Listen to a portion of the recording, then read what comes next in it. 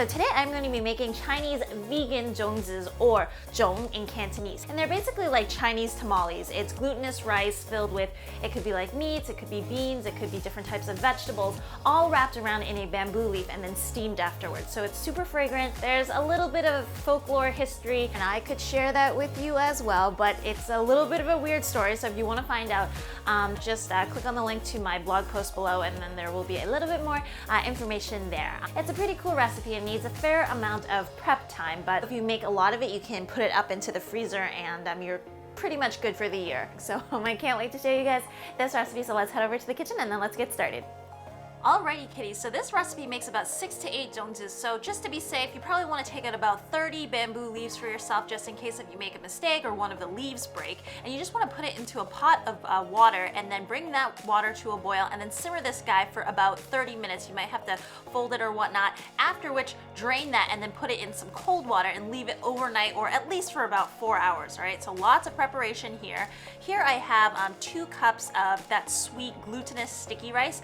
I have 4 shiitake mushrooms, all of which I'm hydrating. You can use, boiling water or warm water. I just use some cold water in it as well. And then this is half a cup of mung beans. So mung beans are usually green. This has the skin stripped of it, and you can buy that at the supermarket. So I'm just putting in just enough water so that everything can rehydrate and soak up. And then these can go overnight. I mean, the quickest that you can do, possibly about 4 hours. Just make sure that it has enough time to rehydrate. So these are fake meat chunks, and you can put in whatever, fake meats that you have, or I would actually think even jackfruit would be a really good substitute for this one because it reminds me of pulled pork. And then I'm going to add the marinade. So it's a 1/4 teaspoon of 5 spice. I have a 1/2 teaspoon of white pepper.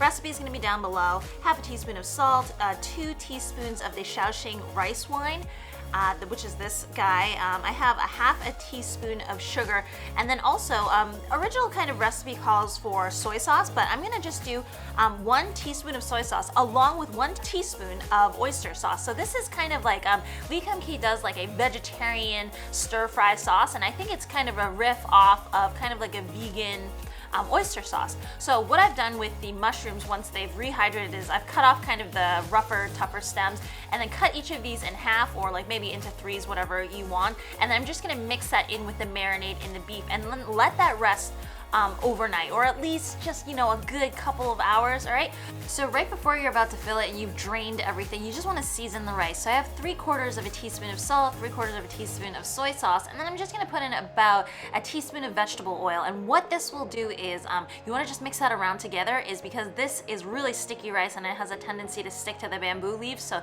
this will ensure that when you are about to take it out, it will not stick to the bamboo leaves. So I just wanted to show the rest of the drained filling. There's the mung beans, and then above I have some of the meat as well as the mushrooms. And then to the side, actually, I've cut up about like 8 chunks, or however many zongzis you plan on making, 8 chunks of squash or sweet potato, and then as well as 8 little bits of carrots. I didn't cook it or anything, so it's nice and raw. And then here I have about a 1/4 cup of fried shallots. I just bought those at the store, and I think that they'll add some nice flavor to this as well, because usually the traditional ingredient is going to be dried shrimp. I have like 8 pieces of string that I've cut up, about 4 feet each, so it's just ready for action. So here I have the leaves, they're all rehydrated. You want to wipe them down. I have 2 kind of folded on top of each other, and I'm going to just show you method number 1, which definitely works for me. These are rectangular zongzis instead of the triangular kind, and they're going to work like this one works so much better. So you can see what I did was I folded it in half, and then afterwards I folded it on the bottom again so that all of the kind of the corners would be sealed. So I'm just gonna turn it to you guys so that you guys can see. So what happens is you have like this little kind of boat-shaped bamboo thing going so that you can fill in all of your rice with. So I started off with about 2 tablespoons of rice. I'm gonna put in a couple of those meat chunks as well as a mushroom. I had some squash that I prepared along with just some carrots. Those were fried shallots, so I put in about a teaspoon of that, and fried shallots you can just get at the store or whatnot. These are the mung beans, so they're gonna add a great amount of protein to this as well. So about, a tablespoon of that. And then followed by probably around another 2 tablespoons of rice. You want it to be full, I mean not too overly full, but you can actually pack this guy up pretty good, and make sure to take that spoon and squish all of that rice and all of the ingredients down, because having a nice flat top is really good. Then I'm going to take a third leaf, and this third leaf is going to wrap around the entire thing, including the fold that we had made earlier, so that you can see how it adds some height up on top. You're going to bunch it up on top, and then just fold it to like the left or the right. Okay, so that you basically, I just flipped it upright, you have a package like this. And sometimes those top tips kind of get really annoying as well. So you just want to take some scissors and then, just cut them off and then just fold it down so that you have a nice rectangular packet like this. And let me tell you, this packet is going to be kind of waterproof. Like the other method I'm going to show you a little bit afterwards, I feel like water can seep into this anytime. So in terms of methods for tying, and I researched a lot into this, you kind of take a piece of 4-foot string. I'm going to start in the middle of the zongzi and take half of the string and wrap it up, and then take the other half of the string and then just, continually wrapping it around. And the point of this is to just make sure that the whole thing does not unravel, okay? So the bottom part, I'm just going to take and loop it around the center of the zongzi. So again, this packet will be, pretty much super tight. I'm just gonna cut it off like so, and then just, basically make a bow tie, and just make sure that this whole thing is really tight, okay? So you can see, how secure this is, and, the key is to not let the water seep in, because when the water seeps into the rice, everything kind of gets soggy and it's not good, okay? So that's the rectangular method number 1.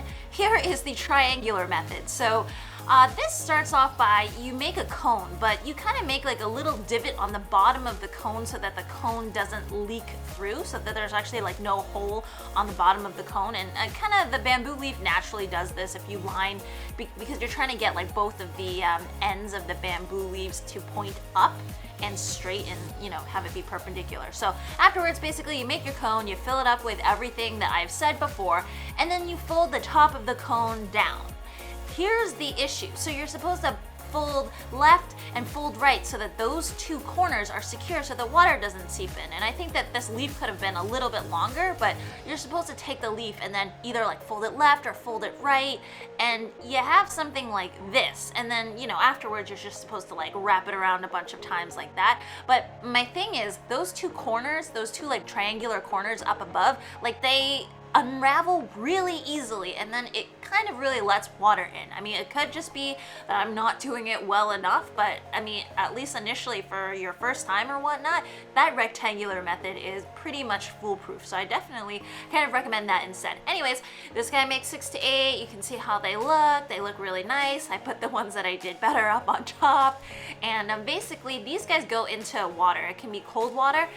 You bring it to a boil, and then you lower it down to like a pretty nice simmer, and you cook these guys for 4 hours. I think the reason for 4 hours is just because usually in the traditional methods they'll put in raw meat in this and they want everything to be cooked through, but I think for our vegan version, like the rice and everything, that gets cooked up pretty quickly. But I didn't want to press my luck, so 3 hours I feel like is gonna be okay. All right, after which, so I let those guys cool down a little bit, and for me, I just take a scissor and I just cut all the way down. I don't want to deal with any loops or knots or whatnot. And then you just basically unbind this and take off all of the leaves. The leaves do have a really nice flavor to them, so they really perfume the rice really well. And that little bit of oil that we put into the rice really helps as well, because it doesn't, it doesn't stick to the leaves as much. So this is how this guy looks, and it is super, super delicious, although it may not look, that pretty, but it's very fragrant and it's very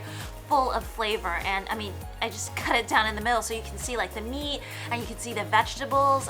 Usually you'll put like a salted duck egg in there, but I think the squash or like a carrot works really well, and it adds like a nice little bit of sweetness. And you also have a little bit of a difference in texture with the mung beans, and that provides a ton of protein as well. And then you have like a meaty shiitake mushroom in there.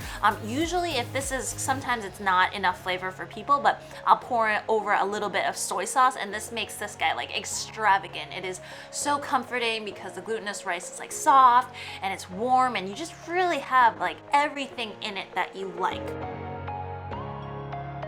Obviously, you don't make this guy too often. There's a lot of preparation involved, but again, you can just stick these guys into the freezer and you'll really have enough for the rest of the year.